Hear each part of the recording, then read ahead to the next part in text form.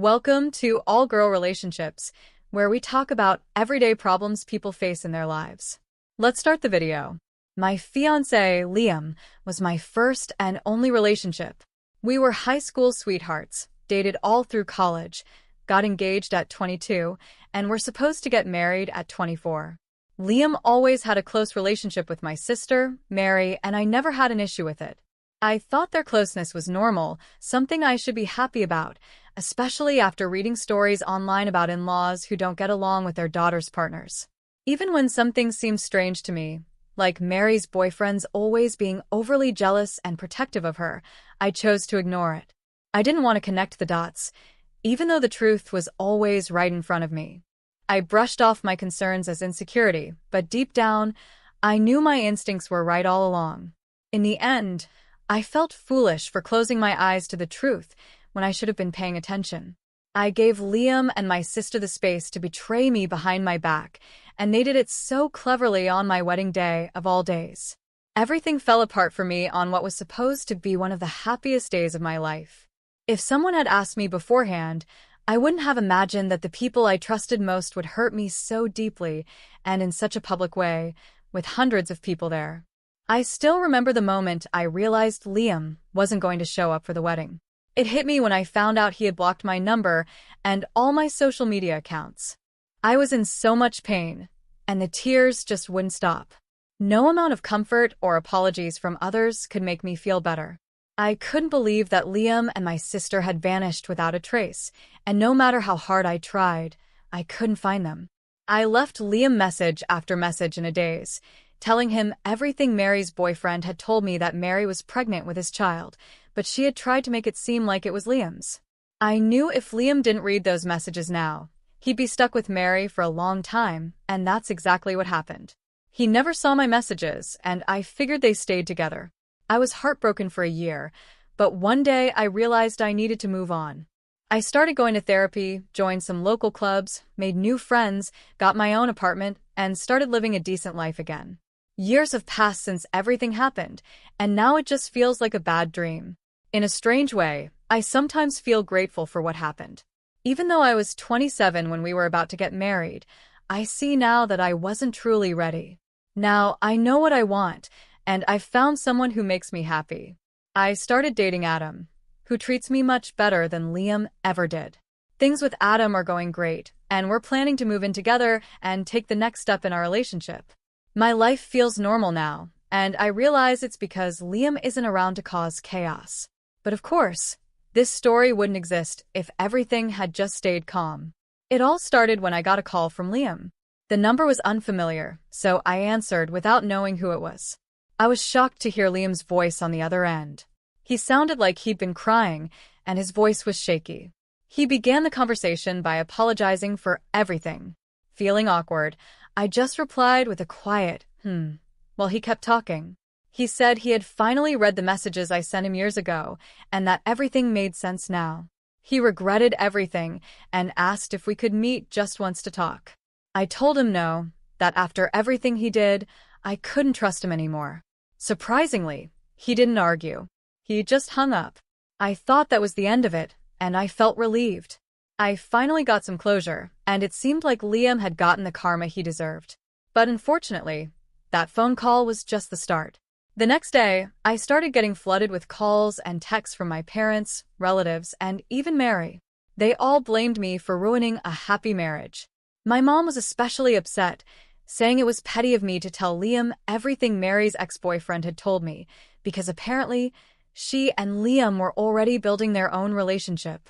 I shouldn't have tried to ruin things, but this made me sure that Liam must have confronted Mary, and something went wrong between them. Honestly, I don't feel a bit of sympathy for someone like Mary, who wrecked my home. Everything that's happening to her is because she couldn't be honest or loyal. Still, I can't help but have a little bit of doubt, even though Liam's family and even Adam are on my side. I really need some advice here. Am I wrong? I talked to Adam more about this because I felt it was time to tell him the whole story. Before, he only knew a few details. I told him about my wedding day, Mary's ex-boyfriend, Liam, and everything that's happened since. Adam was really understanding and supportive. He knew why I was so hurt by how my family was acting in this situation. He even suggested that I should meet Liam and hear what he had to say. I was surprised, but I agreed. I messaged Liam on the same number he used to call me. We talked a little and made plans to meet in a couple of days as he would be flying to my city. I'll keep you all updated. Well, I met Liam today, and everything you guys predicted was right. Mary had lied to Liam because, of course, Liam had more money than her ex-boyfriend, who was still in college when they were dating. Their relationship turned toxic right after Liam proposed because Mary had gotten what she wanted: a bank account. She stopped doing the things she used to with him and just started using him for his money. Liam was crushed. Since they were married, divorcing her would mean losing a lot of his assets. Eventually, though, he found one of the messages I had sent him while going through his old phone, and that confirmed his suspicions. He decided to get their son's DNA tested, just in case, and it turned out the ex-boyfriend was right. Liam kicked Mary out and filed for divorce. Mary is furious now because she had to move back in with my parents and can no longer afford her expensive lifestyle. Liam told me he wanted to meet me to thank me for helping him. He also tried to talk about how he wished things had worked out between us. I told him straight that the only reason we didn't work out was because of him and his lack of loyalty. I guess he finally realized how badly he messed up because he listened to everything I said with his head down in shame. I didn't say much. I just got up and left. Right now, what I'm really thinking about is my relationship with my family. It's heartbreaking how they side with Mary when she's clearly the one in the wrong. It makes me wonder if my relationship with them was ever real. I know they've always favored Mary because she's the youngest, but this is too much. I'm honestly speechless. I think I need some time to figure out what I really want. Adam and I decided to go on a road trip, which lasted about 2 weeks. Luckily, our jobs are flexible. That trip opened my eyes. It made me see my parents for who they really are and how they truly view me. I realized that, to them, I was always just a replacement for Mary. As soon as they got her back, they'd forget about me. This time wasn't any different from the others, except now I saw it clearly and could connect the dots. Their favoritism toward her is so extreme that I wouldn't be surprised if they even encouraged her to have an affair with Liam. As expected, Mary threw a tantrum when she came back, and my parents got mad at me again. I'm sure they also gave her a lot of money, especially since she gave birth to their first grandchild. But, as usual, Mary ran off again, this time with another rich guy, and cut all contact with my parents, leaving them to take care of my nephew. I didn't find out from my parents, though. They started acting sweet and talked about wanting to see me again, which made me suspicious. So I called my cousin, who told me everything. That's when I realized they wanted me to take care of Mary's son until she came back, and then they'd push me aside again. I wasn't going to let that happen. That's when it all clicked for me, and I knew I had to cut them off. So I blocked their numbers. I got back to the city yesterday and also found out that Liam tried to move back in with his parents after losing so much money on divorce lawyers and alimony, but they said no. Like I said before, he deserves it. I don't feel any sympathy for Mary, my parents, or Liam. Mary's going to face her consequences. My parents are now raising my nephew, and Liam's life has fallen apart because he couldn't stay loyal. I have Adam, and my biggest concern now is just our relationship. Thank you. You're definitely for cutting ties with your family.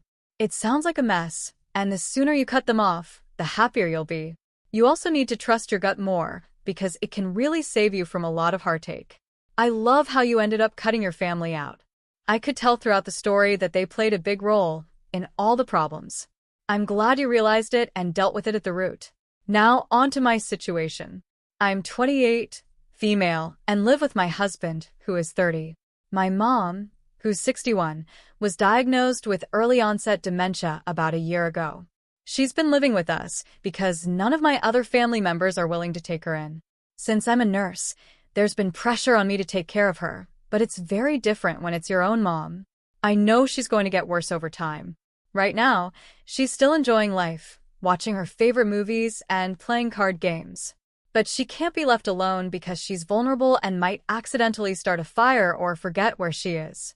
I have one sibling, an older brother named Larry, who's 37. Until recently, he hasn't helped at all with caring for our mom.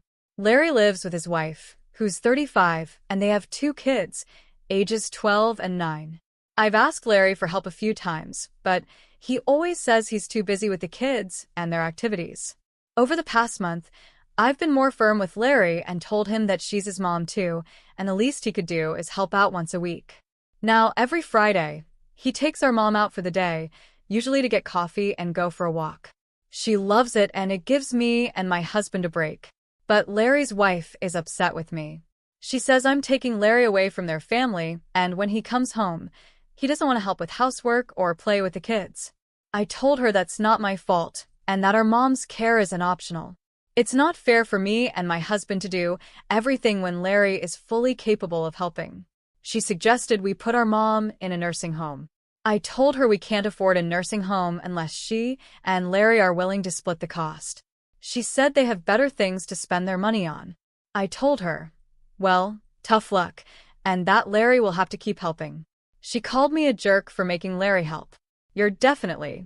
Taking care of your mom is a huge responsibility for you and your husband. Your brother helping out once a week for a few hours is the least he can do. If he's too tired afterward to help his wife or take care of their kids, that's their issue to figure out. They chose to have kids, so that's not your problem. I'm sure you also have other things you'd like to spend your money on, but here you are providing full-time care for your mom and covering all the costs from what it sounds like. Your brother's wife is being selfish for not trying to understand. But this can't continue like this, it's only going to get harder. Don't let yourself be the only one handling the finances and care for your mom. You and your brother need to work together to find a solution. Of course, you should consider your husband, and he should consider his wife, but they don't get the final say. If your sister-in-law doesn't like it, go on vacation and drop your mom off at their house as long as it's safe. Let her see what it's really like to care for someone with dementia. Now, onto my story. My boyfriend, who's 32, and I, 34, are celebrating our 4-year anniversary this month. Since the actual day is on a weekday, we decided to celebrate on the weekend. We both work from home, and we don't live together, so I wanted to surprise him on the actual day with breakfast, a plant he loves plants, and a box of chocolates. I arrived at his place around 7 a.m., knocked on the door, and waited a while for him to answer. I figured he was still asleep. When he finally opened the door, he looked upset. I quickly apologized for waking him up and told him I just brought a few gifts for our anniversary. He just said, okay, still looking annoyed, and walked back to his bedroom, leaving me standing there with the gifts. I was shocked by his reaction. I put the things I brought on the kitchen table and was about to leave, but then I heard some noise from his bedroom, and he came back with his pants on. I thought he was going to hug me or something, but instead, he fed his cat and went to the bathroom while I stood by the door. I felt sad about how he reacted and started crying because all I wanted was a little happiness from him. He sighed and asked me what was wrong. I told him I was sad because he seemed annoyed that I was there, and I had hoped he would be a little happy that I brought something for our anniversary. He responded sarcastically, saying he was sorry for not meeting my expectations and that I couldn't expect him to be happy because I woke him up and he hadn't slept well. Honestly, I wasn't expecting a big celebration or even a gift from him. All I wanted was a hug, a kiss, and a simple thank you, which didn't happen. We didn't even get to enjoy breakfast together because I was in such a bad mood after that, so I left his place. So, am I the jerk for waking him up to surprise him? Thank you all for your thoughts, it gave me a lot to consider. I'll try to answer your questions. His sleep schedule. He wakes up when he wants since he's a freelancer. He does struggle with insomnia, which he's working on. Before my visit, he told me he was getting back to a regular sleep schedule and would wake up around 8 or 9, so I didn't think 7 a.m. was too early. Initially, I planned to leave the gifts in his mailbox and text him, but I got excited to see his reaction in person. I admit I should have thought that through more carefully. I don't usually show up like that, but I thought it would be a sweet gesture. Does he usually like surprises? Yes, he does. Keys to his place. I used to have them, but he asked for them back after getting his cat, which he adopted when his grandmother moved to a retirement home. His mom takes care of the cat when he's away, which is why I don't have keys anymore.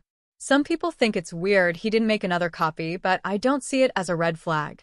We just didn't think about it. Is he cheating? No, he's not cheating. I didn't give any hints that I didn't trust him. The noise I heard was just him drinking water, making his bed, and putting his pants on. I trust him. For the update, we talked about everything and we both agreed that we were a little in the wrong. I apologized for waking him up after a bad night and getting upset at how he reacted. He apologized for making me feel rejected and said it would have been different if he had slept well. He also mentioned he was touched by the gesture, not the jerk. Look, I'm not a morning person either, so I can be like a zombie when I wake up. But even if I were barely functioning, I'd still give you a hug, say thank you, and let you know I needed a quick shower to fully wake up. After 5 years, you probably know his sleep schedule. A lot of comments are focused on the fact that it was 7 a.m., which is when most people are awake, but since he works from home, his schedule is different. If my partner woke me up at 4 a.m. with a surprise, especially on a day we had already agreed not to celebrate, I'd probably feel the same way.